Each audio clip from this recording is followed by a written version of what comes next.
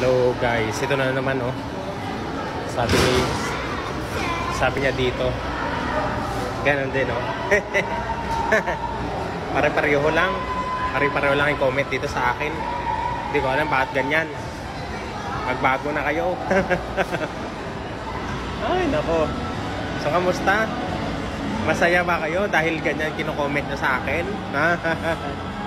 Ay abot na lang sa inyo. Ay. So nandito ako ngayon sa Ayala guys no? Wala kang ganang tao.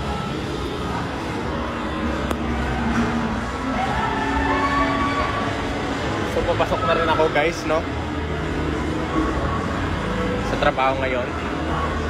And yun nga. Dahil maaga tayo ngayon, pabalik tayo sa work.